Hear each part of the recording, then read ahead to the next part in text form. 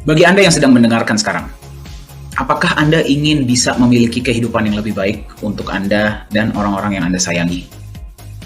Apakah Anda ingin bisa membelikan rumah bagi orang yang Anda sayangi, bisa pensiun tanpa hanya harus mengandalkan pesangon, ya, bisa hidup dengan lebih layak, kualitas hidup Anda bisa meningkat, dan Anda punya income yang bisa menopang kehidupan Anda? Apakah Anda ingin bisa seperti itu? Nah, terkadang kita berpikir ya, kalau misalkan ditanya apakah mau atau tidak, pasti jawabannya mau. Tapi terkadang kita berpikir, bagaimana caranya kita bisa memiliki kehidupan yang seperti itu? Ya, ilmu ini tidak pernah diajarkan di sekolah. Ilmu ini tidak pernah diajarkan mungkin tidak diajarkan oleh orang-orang di sekeliling kita. Terkadang kita harus cari tahu sendiri. Menurut pakar dan orang-orang yang sudah mempelajari kesejahteraan, perbedaan antara orang-orang yang sejahtera dan orang-orang yang serba berkekurangan atau bahkan menengah ya, pas-pasan, adalah cara mereka mengatur keuangan mereka. Nah, definisi saya di sini bukan cuma tentang uang ya. Kalau misalkan hanya uang, banyak orang bisa punya banyak uang, tapi mereka tidak punya waktu untuk bersama keluarganya. Definisi kekayaan, kesejahteraan di sini yang saya maksud adalah Anda bisa punya kesejahteraan yang cukup sehingga Anda bisa melakukan apa yang Anda inginkan sehari-hari. Mari kita belajar dari pakarnya ya. Hari ini kita akan belajar tentang prinsip kesejahteraan, apa yang dilakukan oleh banyak orang-orang yang sejahtera di luar sana. Saya harap ilmu ini bermanfaat untuk Anda ya, dan bagaimana Anda juga bisa mengaplikasikannya dalam hidup Anda. Saya yakin Anda pasti pernah dengar tentang yang namanya Robert Kiyosaki. Apakah Anda pernah dengar? Kalau Anda sering ikut seminar motivasi atau sedang baca buku ya, Anda pasti pernah dengar tentang buku beliau. Robert Kiyosaki menulis sebuah buku yang bernama Rich Dad Poor Dad. Ya, buku ini menjadi fenomena internasional dan membantu sangat banyak individu di luar sana. Ya, mereka itu jadi bisa sejahtera, lebih memahami cara mengolah keuangan mereka dengan lebih baik. Salah satunya saya. Saya pun belajar banyak dari beliau. Nah, buku beliau kalau misalkan dirangkum ada beberapa poin-poin penting ya. Anda boleh baca, Anda silahkan pelajari, atau bukan Anda boleh ke YouTube dan mencari ya materi-materi dari Robert Kiyosaki. Beberapa poin-poin penting yang beliau sampaikan mengenai bagaimana caranya orang-orang yang sejahtera itu menjadi sejahtera. Di sini ada beberapa poin yang menarik ya. Mari kita lihat nomor 5. Kalau misalkan kita terjemahkan, poin nomor 5 berkata seperti ini. Anda setuju nggak? Orang-orang yang sejahtera, orang-orang yang kaya raya, mereka lebih berfokus kepada aset. Ketika orang-orang lain terlalu fokus meningkatkan pendapatan mereka. Jadi orang kaya, orang sejahtera fokus untuk menimbun aset. Orang yang biasa-biasa saja lebih fokus cari income tambahan, cari uang tambahan. Itulah kenapa orang-orang yang benar-benar sejahtera itu bisa memiliki waktu ketika orang-orang lain masih harus sibuk bekerja. Ya, kalau misalkan kita lihat nomor 8, beliau berkata seperti ini, jika saya ingin punya sesuatu, saya harus mendapatkan cash flow atau pendapatan yang cukup dari aset saya untuk bisa membeli hal tersebut. Kembali, mayoritas dari kita, saya pun pernah melakukan kesalahan ini. Kalau misalkan kita suka sesuatu, kita dapat gaji atau kita dapat komisi, ya, income kita langsung kita gunakan untuk membeli sesuatu yang kita inginkan. Orang sejahtera menimbun aset dulu. Aset itu menghasilkan untuk mereka, ya, baru kemudian hasil dari aset tersebutlah yang mereka gunakan untuk beli apa yang mereka inginkan. Ini perbedaan yang sangat besar bagi Anda yang sedang mendengarkan. Ya, perbedaannya adalah Anda harus bekerja atau tidak di kemudian hari. Ya, kalau kita lihat nomor 9, fokuslah untuk menambahkan aset Anda, bukan pendapatan atau income Anda. Ya, jadi kalau misalkan kita lihat dari nomor 5, nomor 8, dan nomor 9 ini, kalau misalkan Anda bisa tarik benang merahnya, Robert Kiyosaki setelah belajar dari sangat banyak orang-orang yang sudah sejahtera di luar sana, mengatakan bahwa satu-satunya cara agar Anda bisa menjadi benar-benar sejahtera di masa depan adalah dengan memiliki aset yang bekerja untuk Anda. Nah, mari sekarang kita lihat ya, perbedaan cara mengolah keuangan ketiga kelompok yang ada di luar sana. Kembali, saya tidak di sini untuk membicarakan siapapun ya. Ini adalah data. Ya, ini adalah data. Jadi kalau kita masih melakukan kesalahan, mari kita belajar untuk memperbaiki ya cara kita mengolah keuangan kita. Ada 3 kelompok. Kelompok pertama adalah kelompok yang serba berkekurangan, kelompok menengah, dan kelompok yang kaya raya. Kelompok yang serba berkekurangan, kita lihat ya, cara mereka mengolah uang mereka seperti ini. dapat pemasukan, misalkan gaji atau komisi, itu biasanya langsung digunakan untuk pengeluaran, misalkan untuk makan, untuk bayar kos, untuk transport, untuk beli HP. Ya, 3 yang pertama masih oke karena itu adalah sebuah kebutuhan. Kadang-kadang kita gunakan untuk beli HP yang mahal, kita gunakan untuk jalan-jalan dulu. Ya, yang terjadi adalah mereka tidak punya untuk ditabung. Saya harap ini tidak terjadi dengan Anda. Yang terjadi adalah karena tidak ada tabungan, mereka harus terus bekerja seumur hidup mereka. Ya, saya harap ini tidak terjadi kepada Anda. Kelompok yang kedua adalah kelompok yang menengah, masih lebih baik daripada kelompok yang pertama, tapi tetap saja mereka melarat kehidupannya. Ya, mereka punya gaji digunakan dulu untuk pasifa. Ya, pasifa itu adalah liabilitas. Utang kartu kredit, jadi beli dulu bayarnya nanti. Ya, biasanya seperti itu. Beli HP mahal dicicil, beli motor, beli rumah, ujung-ujungnya jadinya pengeluaran. Ya, kesannya masih lebih baik daripada yang pertama karena belinya sekarang, bayarnya nanti. Ya, itulah yang namanya liabilitas. Tetapi ujung-ujungnya sama saja karena Anda kena bunga. Bunga itu yang harus Anda bayar, cicilan yang harus Anda bayar, ujung-ujungnya Anda tetap saja harus terus bekerja. Banyak orang, dan saya tidak hanya membicarakan orang-orang yang di luar sana ya, banyak orang-orang yang saya kenal pun masuk di dalam kelompok yang pertama dan yang kedua. Ya, saya tidak bilang ini buruk, ya, ini adalah pilihan. Kalau semua orang mereka ingin tetap bekerja seumur hidup, ya silahkan. Namun kalau misalkan kita ingin pensiun ataupun pensiun dini, harus ada yang kita rubah. Ya. Nah, mari kita lihat yang ketiga. Nah, jadi di sini kita bisa melihat ya bahwa sebenarnya orang-orang yang sejahtera itu tidak berbeda dari kita. Mungkin terkadang mulainya pun di tempat yang sama. Yang berbeda adalah cara mereka mengatur keuangan mereka.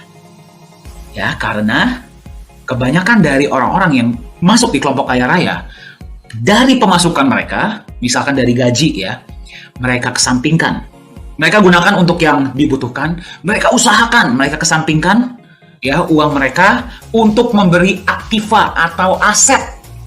Ya, perbedaan antara aktiva dan pasiva adalah aset dan liabilitas adalah liabilitas mengambil uang dari kantong Anda.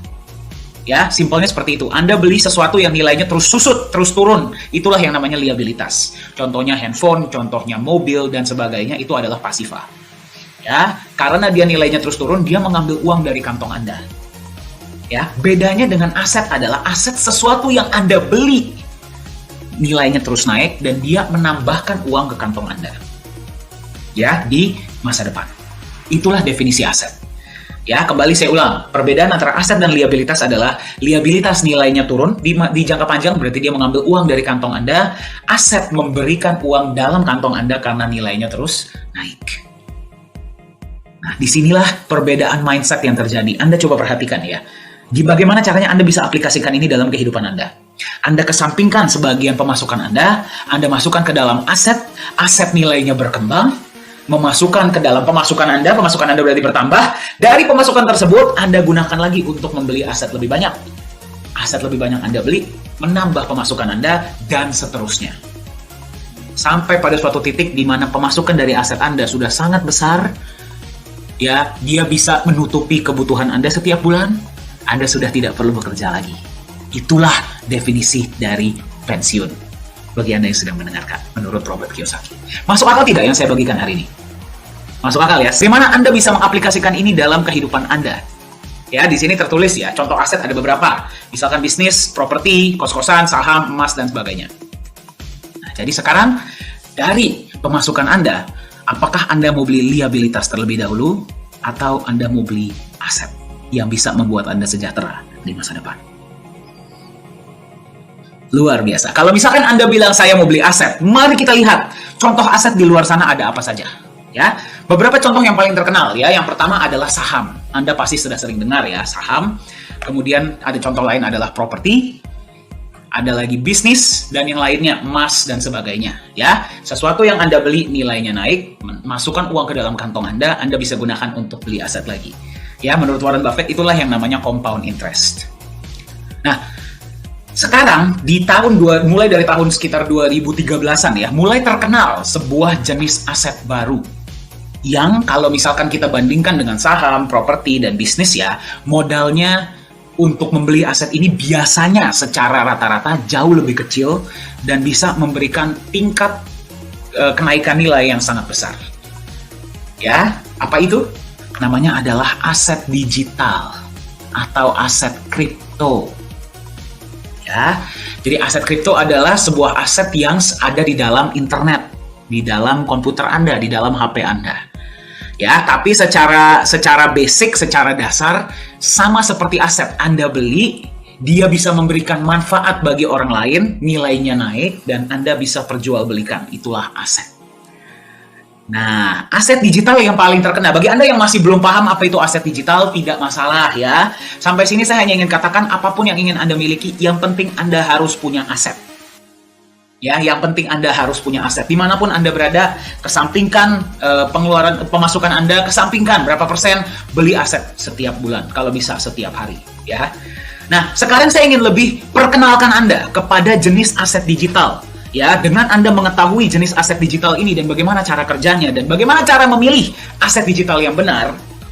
Ya, karena kita tahu ya, semua industri sedang mengarah ke digital. Ya, sekarang Anda masih berada di tahap awal ya untuk penetrasi aset digital di seluruh dunia. Kalau Anda bisa masuk di tahap awal, ketika nanti sudah besar, Anda bisa mendapatkan returns ya atau kenaikan nilai yang sangat tinggi. Nah, jadi sekaranglah saatnya Anda perhatikan aset digital yang ada di luar sana. Aset digital yang paling pertama muncul namanya adalah Bitcoin. Nah, mungkin Bitcoin ini Anda sudah sering dengar ya sekarang ya, sangat terkenal, semua orang membicarakan, banyak yang tiba-tiba bisa kaya mendadak ya dari Bitcoin. Nah, mari kita lihat ya potensi dari Bitcoin itu seperti apa. Kalau misalkan tadinya ya, mari kita sedikit flashback ya, kita berbicara di masa lalu. Misalkan di tahun 2011 contohnya ya. Di tahun 2011 Anda punya penghasilan berapa, Anda kesampingkan. Ya, nggak usah banyak-banyak. Di 2011 Anda beli sekitar 15 juta rupiah Bitcoin. Ya, nggak harus Anda beli langsung. Anda beli, misalkan Anda beli cicil. Anda beli berapa ya, misalkan beli 1 juta, 1 juta, 2 juta, atau 500 ribu, berapapun ya. Tidak ada keharusan untuk beli berapapun di Bitcoin. Misalkan saja Anda beli Bitcoin senilai 15 juta rupiah. Bayangkan ya, di tahun 2011. Hari ini, di tahun 2022, per video ini dibuat, nilai aset Anda dari 15 juta rupiah sudah menjadi 65 miliar rupiah kurang lebih.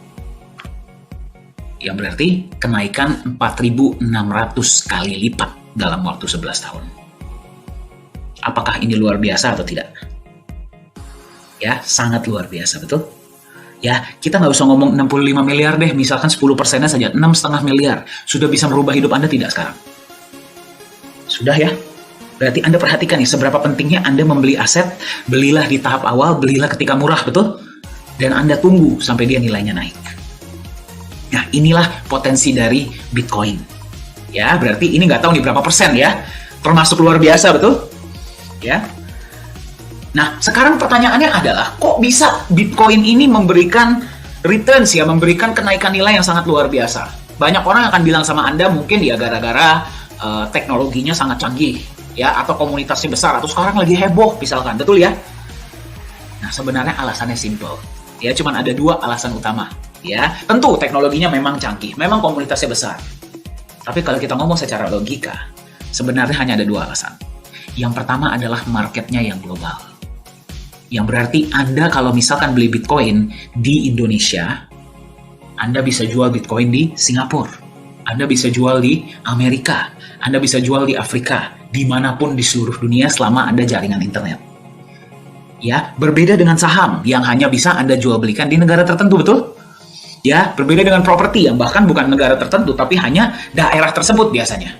Kalau untuk orang di luar sana akan sulit. Ya, dan juga aset-aset lainnya. Jadi Bitcoin ini mempunyai market yang jauh lebih besar dibandingkan dengan aset-aset lainnya. Itulah alasan pertama. Itulah kenapa saya bilang, mari kita pelajari tentang aset digital. Ya, karena bisa memberikan Anda kenaikan yang sangat luar biasa. Alasan kedua adalah jumlahnya terbatas.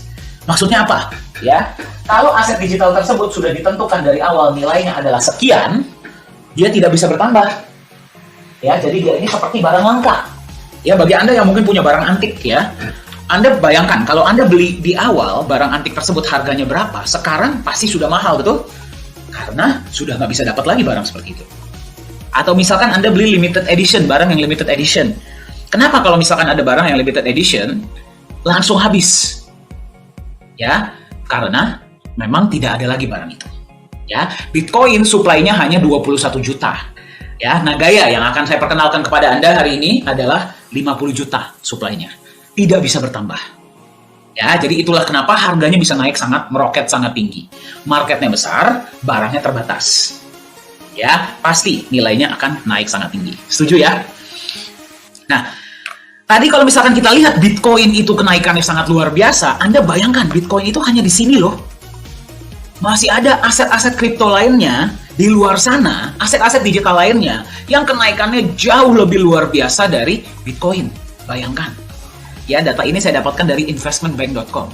Dan ini kalau saya tidak salah ya, data ini efektif per tahun 2020.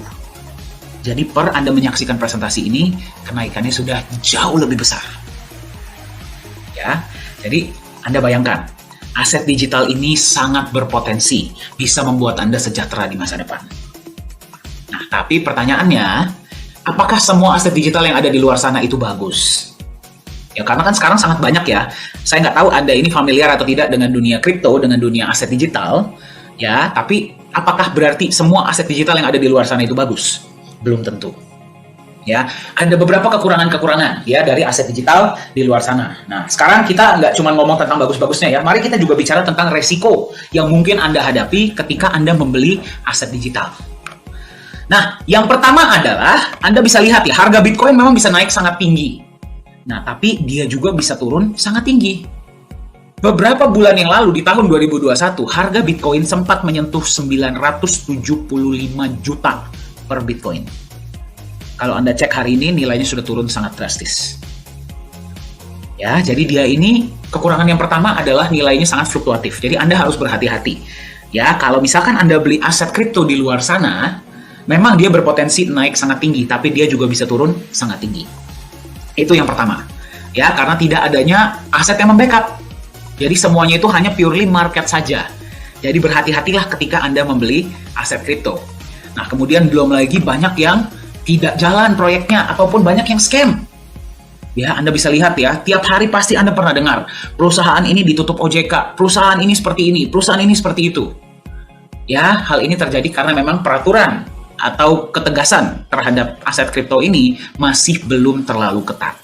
Jadi siapapun bisa bikin koin. Ya, jadi saya mengajak Anda untuk berhati-hati.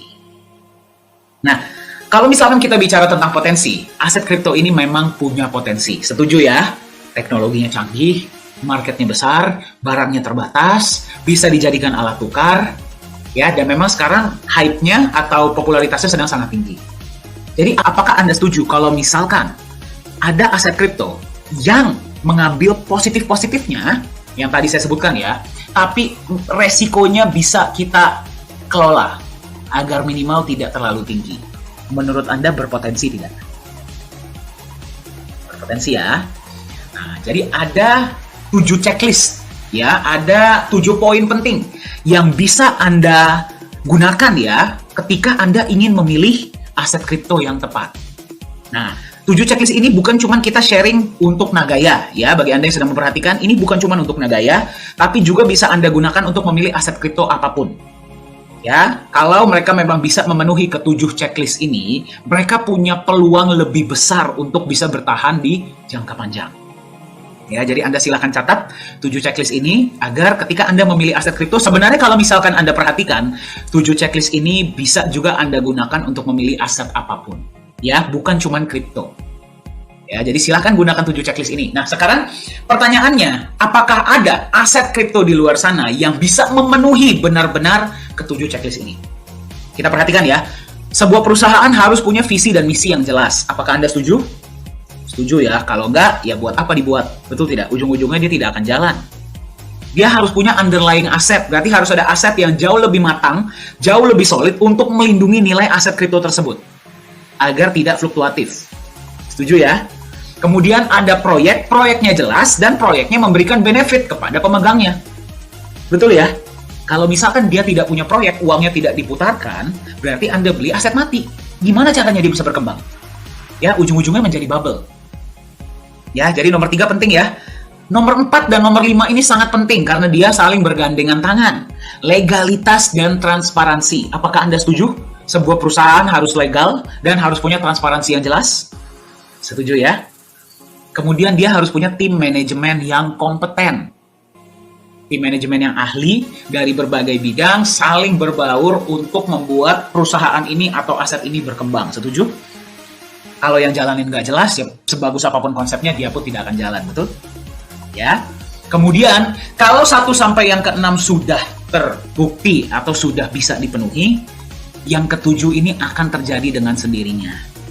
Ya, karena aset kripto namanya adalah cryptocurrency. Ya, cryptocurrency berarti harus bisa digunakan sebagai alat tukar. Nah, pertanyaannya, kenapa mereka bisa diterima sebagai alat tukar kalau 1 sampai 6 saja tidak bisa dipenuhi, betul? Nah, jadi saya ingin mengajak Anda untuk mengenal. Ya, hari ini saya ingin memperkenalkan kepada Anda sebuah aset kripto seperti Bitcoin, ya, tapi memang konsepnya berbeda yang bisa Anda jadikan pertimbangan untuk Anda jadikan aset masa depan Anda. Ya, aset kripto ini yang sedang berputar-putar di depan Anda bisa lihat ya, namanya adalah Nagaya. Nah, jadi Nagaya ini bagaimana cara kerjanya? Seperti apa konsepnya? Apakah dia bisa memenuhi ke-7 checklist ini? Sebelum saya masuk ke Nagaya, Anda setuju ya? Kalau sebuah perusahaan atau aset kripto bisa memenuhi 7 checklist, dia berpotensi ya untuk nilainya naik di jangka panjang? Berpotensi. Mari kita lihat sama-sama konsep Nagaya seperti apa. Yang pertama, visi dan misi yang jelas. Visi dari Nagaya adalah bertujuan menjadi aset digital yang lebih nyaman dan dipercaya diterima secara global sebagai alat tukar. Ya, itu adalah visi besarnya. Nagaya dibuat dengan konsep yang diharapkan bisa membuat harganya relatif lebih stabil dengan kecenderungan naik dalam jangka panjang. Ya, jadi Nagaya ini dibuat agar bisa dijadikan alat tukar yang lebih nyaman seluruh dunia. Salah satu kehebatan dari aset kripto yang memang tadi belum saya sebutkan adalah ya, bisa Anda perjualbelikan di seluruh dunia, bisa Anda transfer ke seluruh dunia. Ya, Bitcoin bisa, Ethereum bisa, Ripple bisa, aset kripto lainnya bisa, Nagaya pun bisa. Nah, pertanyaannya agar bisa menjadi aset kripto yang lebih nyaman dan dipercaya, konsepnya harus jelas, legalitasnya harus jelas, transparansi harus jelas, dia harus memiliki ke-7 checklist tadi. Ya, jadi kok bisa Nagaya ini nanti yang kami harapkan lebih bisa diterima secara global. Kita akan lihat sama-sama konsepnya, ya. Hari ini, per presentasi ini, video ini dibuat, Anda menemukan Nagaya di harga 2,62 US dollar per koin. Total supply hanya ada 50 juta, dan yang bisa beli dari seluruh dunia. Anda mau beli 1 koin boleh, Anda mau beli 10 boleh, 100 boleh, 15 boleh, 20 boleh, 10.000 boleh, terserah Anda. Tidak ada batasan dan tidak ada minimal. Ya, sebenarnya ada batasan ya. Per akun hanya boleh beli 100.000 Nagaya, tidak boleh lebih. Tapi untuk minimal hanya 1 koin. Ya, bagaimana cara belinya? Silahkan mengkontak yang memberikan Anda informasi ini, ya, atau boleh kontak kami dari manajemen. Nah, tadi kita sudah lihat ya, aset itu adalah sesuatu yang Anda beli, nilainya naik. Berarti menambahkan uang di kantong Anda. Nah, hari ini harga Nagaya adalah 2,62. Diprediksi oleh aktuaria Singapura, dalam waktu 5 tahun, harga Nagaya bisa mencapai 100 US dollar bahkan lebih.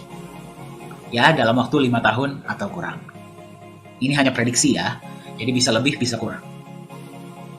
Nah, pertanyaannya bagaimana caranya? Oke, sebelum kita masuk ke bagaimana caranya, luar biasa tidak? Kalau Anda beli hari ini di harga 2,62, misalkan Anda beli 100.000 ya, bisa menjadi 100 dolar dalam waktu 5 tahun atau bahkan lebih. Menurut Anda luar biasa tidak? Luar biasa ya kenaikannya ya. Nah, sekarang bagaimana caranya? Apa konsepnya? Ya, mari kita lihat sama-sama. Berarti checklist pertama terpenuhi ya, visi dan misi yang jelas. Berarti Nagaya ini dibuat punya tujuan yang jelas. Nah, sekarang mari kita lihat poin kedua dan poin ketiga. Di Nagaya, 50% dari dana awal pembelian Nagaya Anda digunakan untuk membeli cadangan emas. Ya, jelas ya, kenapa nggak 100%? Karena kalau 100% jadi stablecoin, percuma. Ya, 50% di awal itu digunakan untuk membeli cadangan emas awal, yang berarti 50% dari dana pembelian awal Anda sudah dilindungi dalam bentuk emas. Ya, Nagaya akan juga menjalankan proyek-proyek real. Ya, proyek-proyek ini proyek-proyek fisik nanti kedepannya akan terus bertambah. Sekarang per video ini dibuat memang yang baru jalan adalah satu proyek. Nah, dari proyek ini akan ada alokasi yang digunakan untuk menambahkan cadangan emas Anda.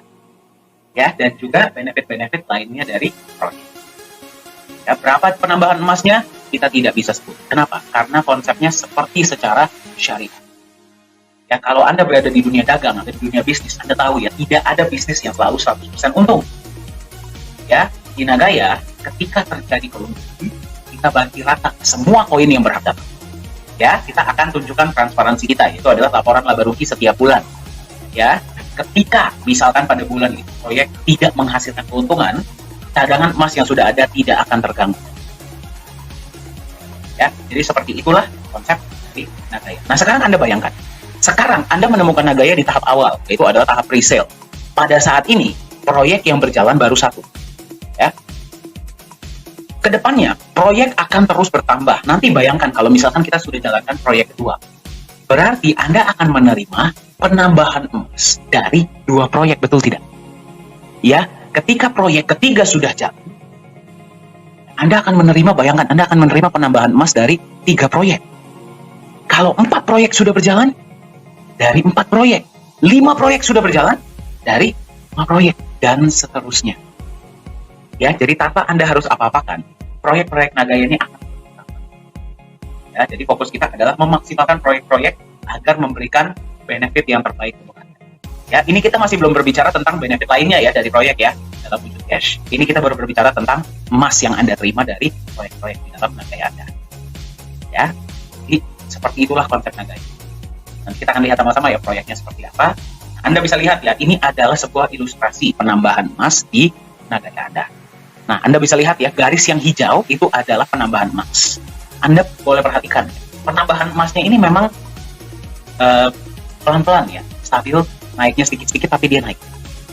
Ya, Anda bisa lihat kalau yang warna biru mayoritas aset lain, misalkan terjadi FUD ya, atau misalkan goncangan yang luar biasa di market kripto, mayoritas aset-aset kripto lainnya akan drop. Anda bisa lihat kalau harga Bitcoin turun, harga aset lainnya pun ikut turun. Tetapi nilai Nagaya Anda tidak akan turun di bawah nilai emas yang membackup. Karena Anda nggak akan mau jual Nagaya Anda di bawah nilai emas yang memang sudah membackup. Setuju tidak? Dan pelan-pelan backup ini kita naikkan. Ya, dari proyek tersebut. Itulah kenapa emas di Nagaya bertindak bukan hanya sebagai pelindung nilai, tapi pemberi nilai. Nah, jadi dan satu hal yang ingin saya tekankan adalah bagi Anda yang melihat konsep Nagaya, jangan melihat emasnya dan proyek. Lihatlah Nagayanya. Emas dan proyek ini adalah pendukung untuk mewujudkan visi besar kita yang merupakan aset yang lebih nyaman diterima sebagai alat tukar di seluruh dunia. Jadi Anda perhatikan ya, poin 2 dan poin 3 checklist. Ya, jadi Nagaya punya visi yang jelas, ada underlying asetnya, proyeknya jelas, transparan dan memberikan benefit. Ya, pada tahap ini saya tanya sama Anda, ya, apakah bisa Nagaya masuk akal tidak kalau suatu saat akan menjadi $100 per koin atau lebih? Sangat-sangat masuk akal. Ya, sekarang mari kita lihat transparansi dan legalitas dari Nagaya. Nah, ini adalah tambahan yang akan kita berikan kepada Anda sebagai pemegang Nagaya. Bagaimana agar Anda tetap percaya ya kepada Nagaya dan nyaman memegangnya untuk waktu yang lama. Nagaya ini kita ciptakan seperti tadi ya, aset yang nyaman Anda pegang untuk waktu yang lama. Ya, jadi kita menambahkan legalitas dan transparansi ini untuk menambahkan kepercayaan dan kenyamanan Anda sebagai pemegang Nagaya. Apapun yang akan Anda lihat setelah ini tidak diharuskan di dalam dunia kripto. Anda boleh cek, tidak ada keharusan sebuah aset kripto atau aset digital itu perlu punya badan hukum, perlu di backup, perlu ada proyeknya perlu transparan, itu tidak ada. Apapun yang Anda lihat di Nagaya ini adalah sukarela, ya, diberikan oleh perusahaan karena memang visi kita dari awal membangun kepercayaan dan nilai melalui legalitas dan transparansi. Seperti apa transparansi yang bisa Anda lihat di Nagaya? Ini adalah beberapa di antaranya ya. Yang pertama adalah transparansi cadangan emas Nagaya. Yang kedua adalah transparansi tempat penyimpanan emas Nagaya. Kemudian adalah transparansi laporan laba rugi proyek Nagaya setiap bulan dan transparansi hasil audit emas dan proyek-proyek Nagaya. Mari kita lihat sama-sama transparansinya seperti apa. Yang pertama, Anda bisa melihat emasnya seperti apa, ya. Emasnya dibeli dari mana, emasnya jenis apa, kemudian bukti pembeliannya seperti apa, Anda bisa lihat. Ya, itu yang pertama. Yang kedua, emas Anda disimpan di satu tempat yang namanya The Safe House Singapura. Tempat ini diregulasi oleh pemerintah Singapura dan digunakan oleh banyak bank-bank besar dan institusi besar untuk menyimpan logam mulia mereka. Seperti apa tempatnya? Seaman apa tempatnya? Kita akan lihat sama-sama. Nah, ini adalah kotak yang namanya Class 2 Box yang digunakan untuk menyimpan emas. Seperti apa proses penyimpanannya? Kita akan lihat sama-sama. Ini adalah CEO Nagaya, yaitu Pak Yohanes Chandra. Anda yang sudah sering ikut sesi-sesi online pasti beberapa kali sudah melihat ya, beliau sering sharing. Nah, ini adalah ketika emasnya akan disimpan di dalam kotak. Anda bisa lihat ya, harus terlebih dahulu diberikan kepada staf The Safe House untuk mereka periksa. Setelah mereka sudah memeriksa, mereka akan simpan di dalam kotak. Kita dari pihak Nagaya sudah tidak boleh lagi menyentuh emas tersebut. Setiap kali ada penyimpanan emas, pasti ada saksi ya dari berbagai negara yang bisa menyaksikan penyimpanan emas tersebut. Seperti yang Anda tadi lihat ya. Setelah emas disimpan, kotak dikunci, kemudian disegel besi.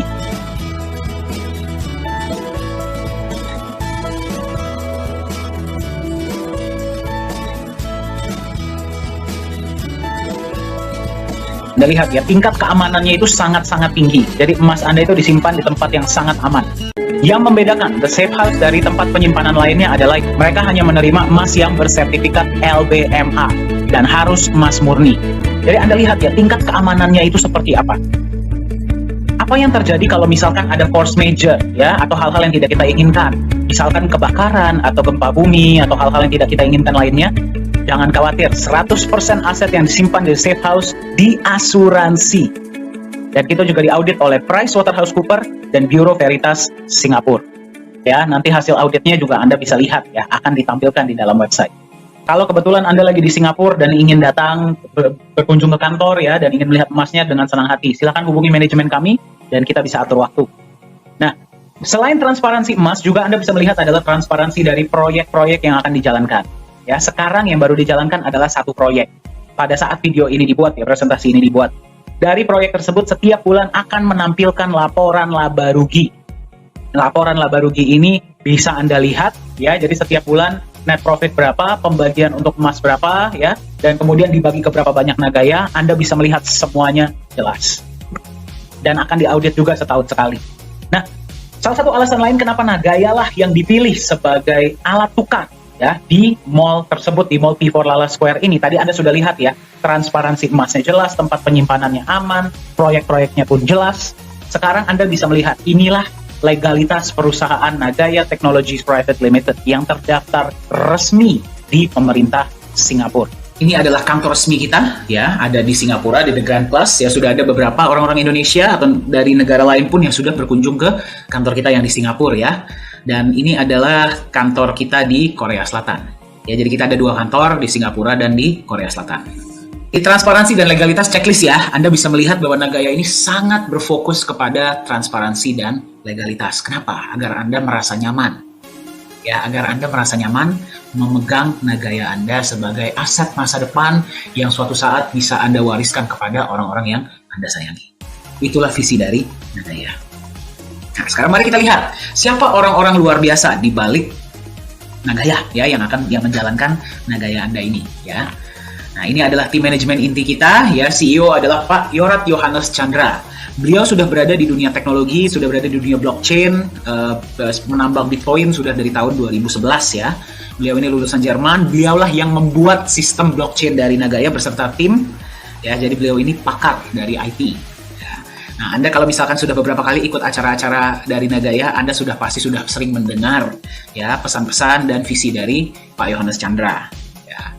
Anda juga boleh masuk ke YouTube ya untuk melihat beberapa pesan-pesan dari beliau mengenai Nagaya. Nah, beliaulah CEO asli orang Indonesia ya.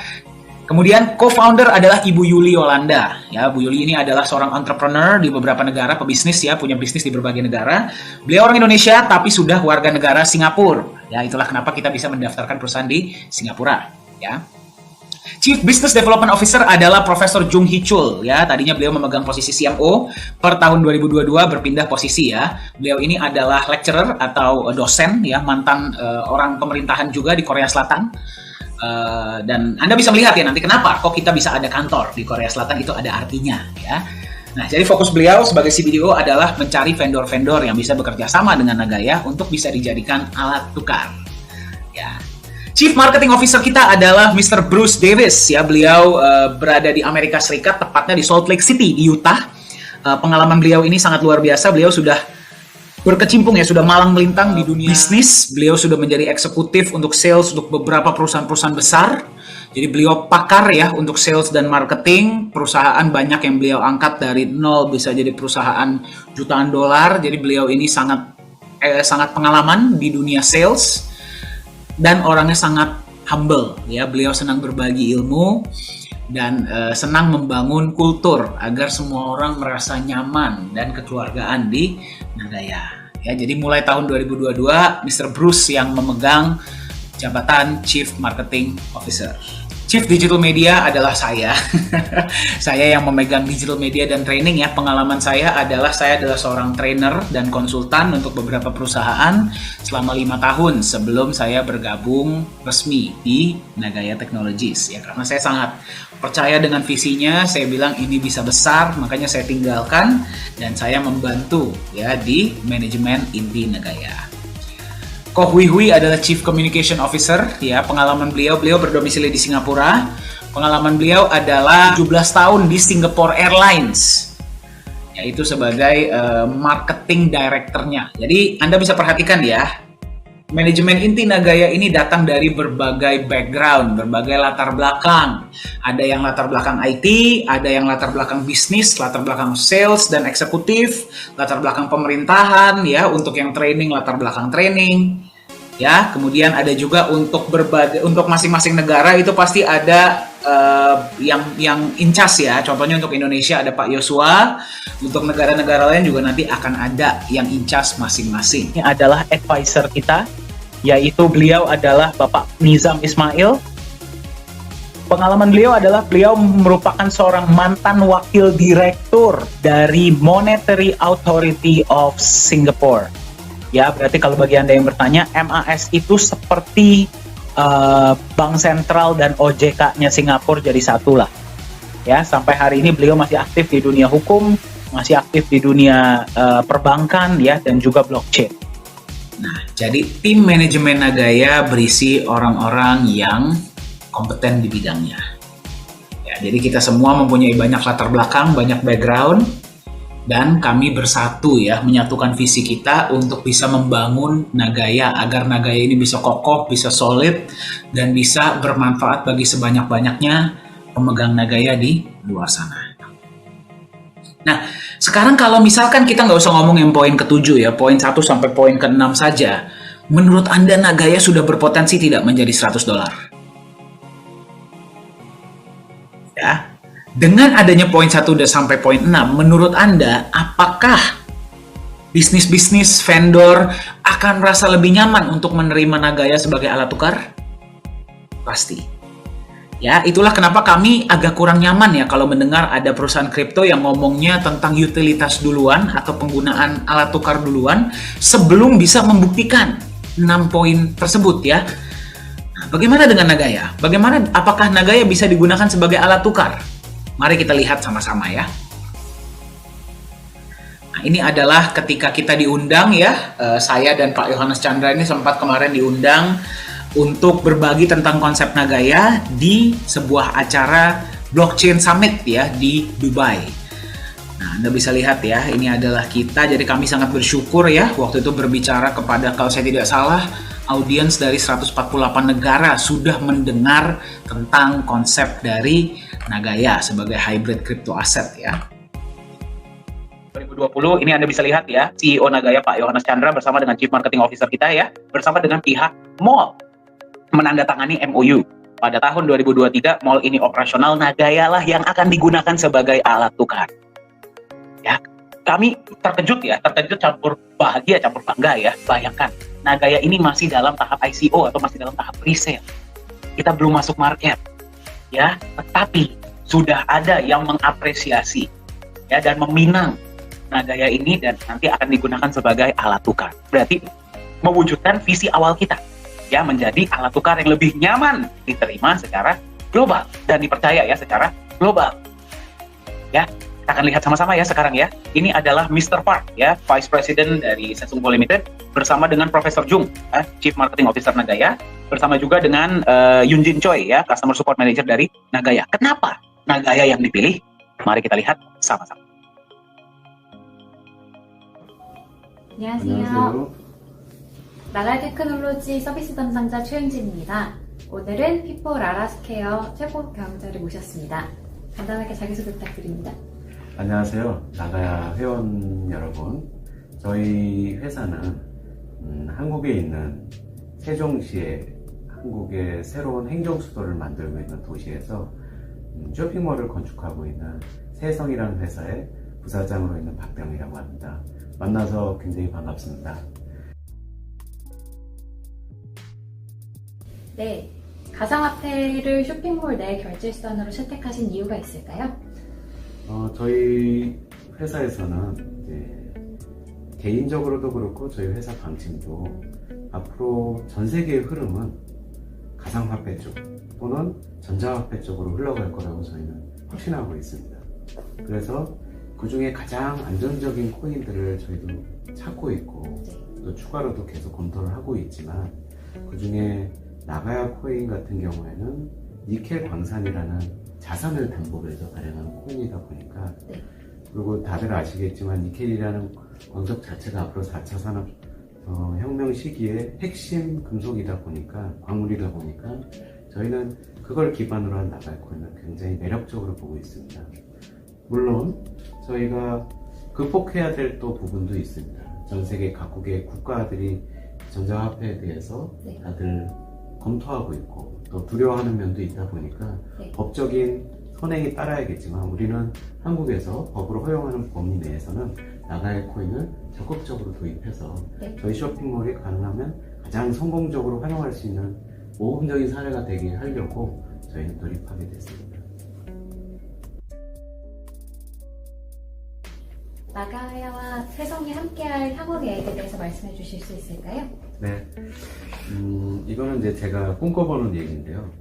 저희 나가야 코인이 앞으로 저희 라라스퀘어에서만이라도 기존에 쓰시던 화폐 이상의 편리함과 그리고 기존에 쓰시던 어떤 지불 수단보다도 편리하게 사용하실 수 있게끔 저희가 추구하는 목표를 갖고 있습니다. 물론 아까도 말씀드렸던 법이 허용하는 범위를 따라가야 되겠지만 저희는 최대한 사용자 입장에서 그리고 나가야 코인의 회원 입장에서 어떻게 하면 편리하게 쇼핑을 하실 수 있고 편리하게 생활하실 수 있는 일을 모두 다 도입해보고 하는 목표를 갖고 있습니다. 그래서 앞으로는 저희 쇼핑몰에서 환전도 하실 수 있고 또 거기서 가장 편하게 사용하실 수 있는 방법을 나가야 코인 본사하고도 꾸준히 그리고 계속 끊임없이 노력을 하고 연구를 해갈 계획입니다.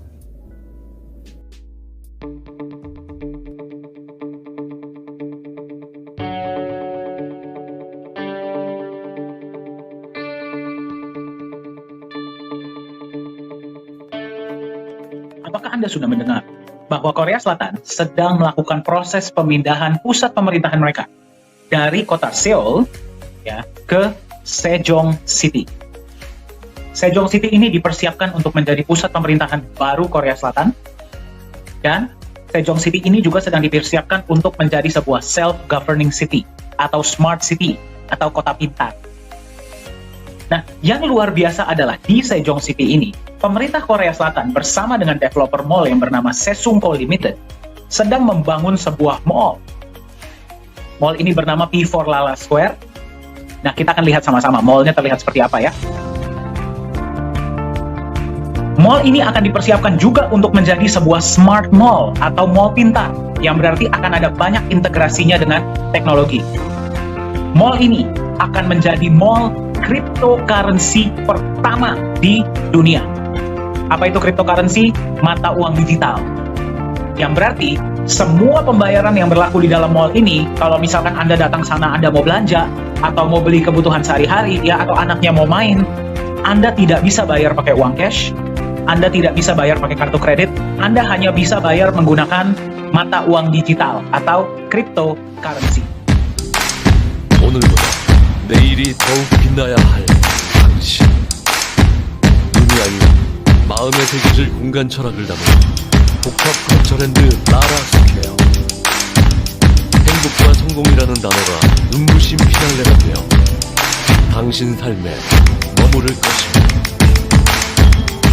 당신이 뛰고 남긴 발자국이 성공 키워드가 됩니다.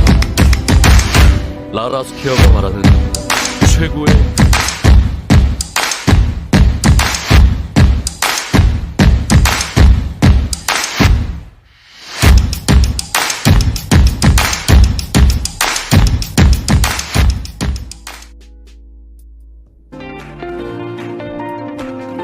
Anda pasti tahu ya, di luar sana itu ada sangat banyak perusahaan-perusahaan ya dan platform yang menawarkan mata uang digital atau cryptocurrency. Dari sekian banyak mata uang digital yang ada di luar sana, pemerintah Korea Selatan bersama dengan developer mall Sesungpo Limited pada awal tahun 2020 membuat sebuah keputusan bahwa nanti ketika mall ini operasional di tahun 2023, hanya akan ada satu mata uang digital yang akan digunakan. Dan yang mereka pilih adalah sebuah aset digital yang di backup emas yang namanya adalah Nagaya. Pertanyaan saya kepada Anda adalah, kalau misalkan Anda bisa memiliki sebuah aset digital yang akan dijadikan sebagai satu-satunya alat pembayaran di sebuah mall, dan Anda bisa beli sekarang, Anda ingin miliki tidak? Ingin miliki. Berapa banyak koin Nagaya yang ingin Anda miliki?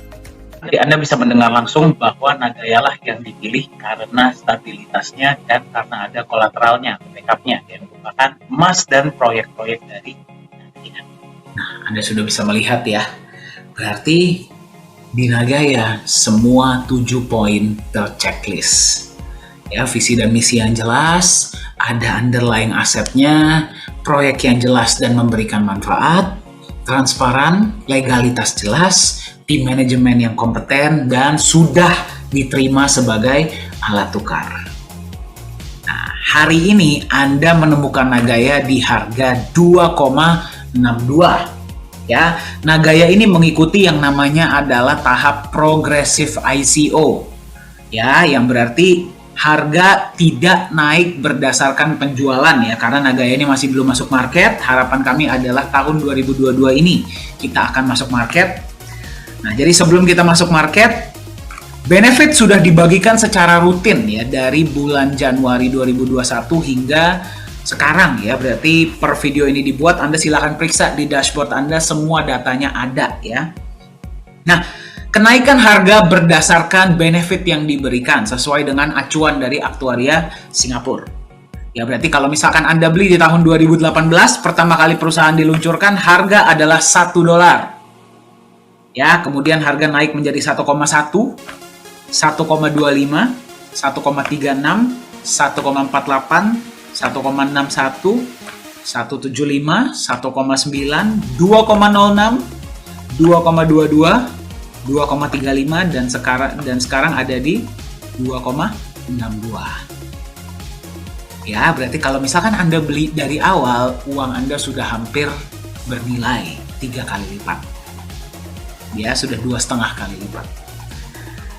Inilah definisi dari aset. Sesuatu yang Anda beli, nilainya naik. Dari kenaikan tersebut, Anda bisa gunakan untuk membeli lebih banyak aset. Ya, dan Anda bayangkan, ini bahkan sebelum kita masuk di market. Rencana kita masuk market ini adalah ketika sudah mencapai penjualan 11.250.000. Berarti akan lebih banyak orang di luar sana yang akan lebih mengenal Nagaya. Percayalah kalau saya bilang Anda mengenal Nagaya di tahap awal. Ya, belum lagi ketika nanti tahun 2023 P4 Lala Square akan mulai beroperasi. Ya, pada saat itu wah kita sudah nggak tahu ya harga Nagaya sudah berapa. Nah, terus kemudian ini belum sempat saya bagikan ya, tapi mungkin akan saya bagikan di lain kesempatan.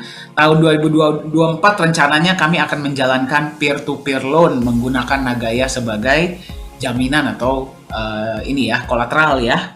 Jadi seluruh dunia nanti bisa saling pinjam meminjam dengan menggunakan Nagaya sebagai jaminan. Nah, nanti ini akan saya bagikan konsepnya di lain waktu ya. Tapi sudah direncanakan untuk tahun 2024. Target dari aktuaria Singapura adalah harga bisa mencapai $100, tapi apakah kita akan berhenti di sana? Tidak. Akan ada lebih banyak proyek-proyek yang akan dijalankan, akan ada lebih banyak inovasi-inovasi yang akan dijalankan, akan ada lebih banyak penggunaan-penggunaan dari Nagaya di seluruh dunia. Tapi Anda ingat, supply Nagaya hanya ada 50 juta. Dan Anda menemukannya di harga 2,62. Jadi di harga berapa Anda mau beli Nagaya? Silahkan Anda tentukan